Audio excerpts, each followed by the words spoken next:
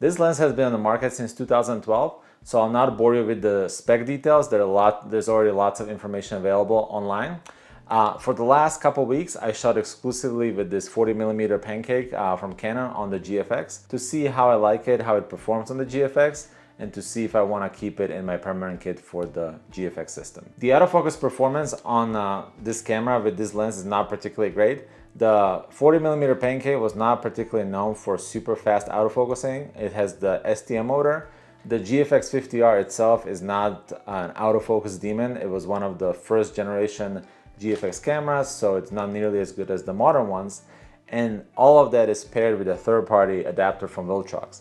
So the autofocus experience is not great at all. It's something like a Canon maybe from like 2010, like the 5D Mark II that I have. If you move the point around the screen, the autofocus is decently well, but it's not super precise. And for my taste, the autofocus point is a little bit too large. So when I'm trying to focus on an eye or on a particular part of somebody's face, I have a hard time selecting that precise spot. As opposed to my Canon R5, I can have like a spot AF point and it's super precise where it focuses. So the performance is not fantastic. For landscapes, it's totally fine. You can kind of set where you want it. Autofocus for landscapes, no problem. For slow portraits, also pretty good. But for anything fast action, photographing kids that are moving around quite a bit unpredictably, it's not so great. One thing to note about the autofocus is that all of Canon EF lenses have this AF-MF switch, which is autofocus manual focus, but this switch is not respected by the camera. So when I set the lens switch to manual focus, the camera will still autofocus. It's not a problem, it's just something to be aware of. The camera on its back has single focus, continuous focus on manual focus, so if you want to manual focus, you just flip this to manual focus and you're all set. It works just fine. It's just something to be aware of. One downside of using Canon EF lenses on the GFX camera is that you need a pretty expensive adapter, and that's because the Canon lenses don't have aperture ring, so you can manually select the aperture without electronics. And also for a bunch of the lenses, like for example this one, it's focused by wire. So when I turn the focusing ring and the camera is not on, it's not focusing at all. So you need to have fully functional electronic contacts to focus and also to set aperture. So for other lenses like older Nikons or older Canon FD lenses, you can just get a dumb adapter for like $30 to $50. But for the Canon EF lenses, you have to spend somewhere between $200 to $500. The Viltrox adapter, I made a video about it, works decently well. I haven't had any problems with it. I've had it over a year. But also there are other adapters like the Fringer adapter, but that one costs like about $500. But people seem to like that one the best. As far as sharpness, the lens is surprisingly sharp. Even at 2.8, it's really sharp considering the lens only costs like $100, $150. When you're buying used, you're probably looking at the $100 range. For landscapes, it works super well. I usually shot landscapes at between 5.6 and f11. I would say the sweet spot is around f8. And the landscapes are super sharp. I'll show you on the computer what it looks like. For portraits, it also works pretty well. I shot most of those at f2.8, but you have to be careful because the sensor is pretty large. It's a full frame lens, so at 2.8, the depth of field is not super large. So when you have more than one person, it's pretty easy that one of them will be in focus and the other one will be slightly out of focus. So sometimes it's good to use even higher aperture like f4 to get more depth of field. But overall, I think the rendering is super nice. I think the portraits look good. I'll show you on the computer what it looks like exactly, but I would say the image quality is really, really good. Now let's look at some images. This image shows you the power of the GFX sensor. I underexposed it quite a bit, but the clouds are still pretty bright. And if you click on it, it almost looks like it's blown out. So this is the unedited version. I didn't do anything to this file. But when you look at the edited version, you can see that there is still a lot of detail in the clouds. You can still completely recover the highlights, and the foreground, which was in deep shadow, you can beautifully raise it up and you don't see any issues with noise or anything. The lens overall, it's really sharp. So this is at ISO 100 f6.4. In the middle, it's super sharp. Here you can see like details of a cemetery. Even at the edges, if you scroll all the way to the right, here it's still very, very sharp. Only in the extreme corners it's mushy, so you can see sharp, sharp, sharp, still sharp here. Here it gets a little bit softer, and here in the corners it's it's very, very soft, very mushy. And no matter what aperture I used, I never really got this to sharpen up. But if I print this and put this on the wall in my living room, these mushiness in the extreme corners won't really bother me at all. I don't think anybody looks in extreme corners anyway. If you really want absolute perfection, you can get the GF lenses.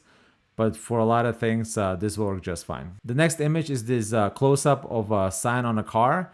This I'm pretty close. This is at f4 at ISO 200. If you zoom in, you can see it's very, very sharp. In the center, it's razor sharp. If you go to the side a little bit, here it starts to soften up a little bit. So it's a little bit different than Infinity. I wonder if this is a depth of field issue.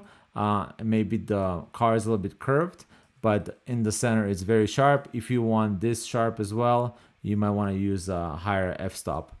But I love the colors on this. You can see the vignette here because it's only f4, but overall great performance. Here's a portrait of my kids. I think this lens is pretty suited for street photography. The autofocus is not so great, so I would say that's a little bit of a downside. This was shot at ISO 800 at 2.8 at 200th of a second. You can see the background is pretty blurry. They're nicely separated, and if you zoom in on their faces, super nice sharpness, beautiful detail, really fantastic performance.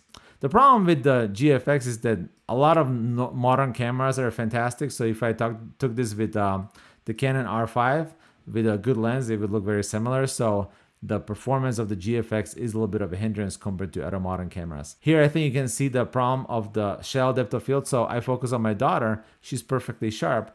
But I think my son is a little bit behind her probably, or yeah, I think he's a little bit behind her. So he's pretty sharp, but he's starting to get a little bit out of focus there. Then I took a picture of this sign. It's a really boring picture, but I included it here because it shows the sharpness and also the bokeh.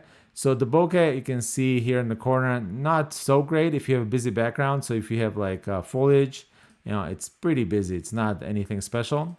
But the sharpness in the middle, even at f2.8, it's really, really, really nice. This picture of my daughter, I wanted to show, not because it's an amazing picture, I like it how she looks like, but to show you the issue with the focus. So I focused on her face, obviously, but when you zoom in, she's a little bit out of focus. The ear is perfectly in focus, but the face is a little bit blurry. So the focus plane was somewhere in the middle of their head, around her ear line. Obviously I focus on her face, but sometimes you get it off a little bit. And this is pretty common. This happened to me multiple times. And with modern cameras like Sony and Canons with the super precise eye autofocus, this is not gonna happen all that often to you. So for the kind of more dynamic pictures, it's better to use the other full frame cameras. Here's another portrait of my kids. Again, super nice sharpness. This is at f2.8 again. Now they are in the same plane, so they're both perfectly sharp. You can see in their eyes, beautiful sharpness. And I love how the background looks here. So with the branches on the sign, it didn't look so good. But here I like how you can see the toys. You can see what's happening behind them, but they still pop pretty nicely. These I included only because of the blooming. It's not like the lens blooms so much.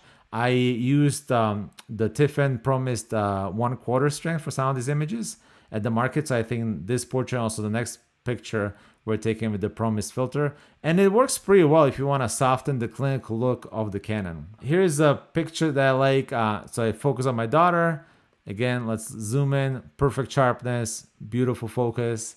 And in the background, there's some people, unfortunately, but here's my son devouring the cotton candy. And I love this because she's perfectly sharp. He's blurry, but you can definitely see what's going on. And I love that even with the background and the blurriness, you can see what's going on. Here you can see his tongue sticking out. And the background blur looks actually really nice here. I have another version right here where he's not sticking out his tongue. He actually is already biting into the cotton candy. And you can see easily what's happening in the background. So I actually like using slightly smaller aperture to get a little bit more sharpness in the background. Still a little bit of blur, but not too much. So like portraits at like f1.2 or f1.0, when everything is blurred out, they look pretty, but they're pretty clinical. There's not much to see there. I kind of like these environmental portraits where you can see what's happening in the background, despite the fact that it's blurry. Just for sharpness, here's another landscape. This is unedited. This is a view over the town where I live. You can see perfect sharpness in the middle. This was at f8. And even in f8, the corners are still a little bit mushy. Here, not so much because it's not the extreme corner. So unless you have it in the extreme corner, like right here, you're gonna be fine. So if you have sky there, it's fine. And let's look at the bottom corner. So sharp, these are vineyards. And here you can see, so I would say it's sharp until here, it's sharp here. And this is probably a little bit out of focus because of the depth of field, but it's also kind of mushy. Let's look at the other side again here. So you can see sharp, sharp, sharp, sharp, and then mushiness here in the corners, but not a huge deal. And here's the vignette of the lens, which shows you the coverage of the full frame lens on the GFX medium format sensor. So this is kind of like a shorter focusing distance, about 2 feet maybe. At 2.8, the vignette is quite pronounced. If you stop down to f8, it almost completely goes away. You still have like a little bit of darker corners, but it looks much, much better. And it's even more obvious at infinity. So I focus at distant mountains and then I just point it to the sky. This is at 2.8. You can see very strong darkening in the corners. And at f8, it's very even illumination. But what is really, really nice about the 40mm Canon on the GFX is that you don't get any like dark, hard corners that are not recoverable. So you can recover this with software. So if we go to the develop module, and let's see if you can do like profile correction. So enable profile correction.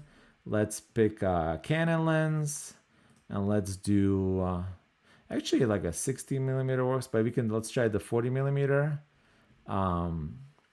that it was. So you can see this is before correction, with correction, before correction, with correction. But the one that popped up first, which was the 60mm RF lens, that looked really good. So let's check that out. The 60mm at 100, the vignette is almost completely gone. So let's go. This is with the profile correction, without. So you can definitely get rid of it really easily. So it's not really a problem. As you will see in my future tests, a lot of other full frame lenses will have a really hard vignette, like they really don't cover the edges, and you can't get rid of this. But for this lens, it covers the whole sensor. It's just, it is gonna be vignetting. It's gonna be darker, but you can lift it out and you can have proper illumination. It's just gonna be noisier. So as far as keeping the lens for my GFX kit, let me explain really briefly why I got the GFX camera. I did not buy the camera for technical perfection. I already have the Canon R5 with the L zooms. So if I want super clear, crystal images, I usually reach out for the R5 because it's easier for me to shoot. Has a lot faster autofocus, and I also shoot sports of my kids sometimes. So that's a better system for me personally. A lot of people buy the GFX system, particularly for the 100 megapixels, and they want super perfection, super sharp, detailed images. I think for those people, if you are invested, particularly if you bought the more expensive body, the 100 megapixels, it doesn't really make a whole lot of sense to use the Canon adapted lenses. You might as well just buy the super good GFX native lenses because they're gonna be sharper, they'll have less problems, less vignetting. For people who are a little bit on the budget, they buy one of the cheaper 50 megapixel bodies like the Canon GFX 50R, and they want or need a stopgap solution. This might work really well. The only downside is that the adapter is already pretty pricey, but if you already have the adapter for use with other lens, let's say the Canon tilt shift lenses or some 85mm 1.2 for some crazy depth of field, then it might be worth it to add the 40mm as a cheap wide angle option. But for people who want technical perfection, I think get the native GF glass, you're gonna be happier. It's just not worth to mess with this. But for the $100, it's a great value. For me, I am gonna keep it for now because it's so small. There's really no downside of owning it. It's only $100. I actually bought this about 10 years ago when it first came out in 2012. So there's no point of me getting rid of it because it's so small, it doesn't really take any extra space. But overall, I didn't get the GFX system for technical perfection. I got it to use with manual old vintage lenses. I just started testing with the 40mm because it will be a little bit simpler to get used to the camera. But the idea is to use it with vintage glass like this M42 mount, Mayer Optic Gurlitt Oyster 135mm f2.8, which is gonna be the next video. So if you're interested to see how this performs on the GFX 50R, don't forget to subscribe, and I'll see you in the next video.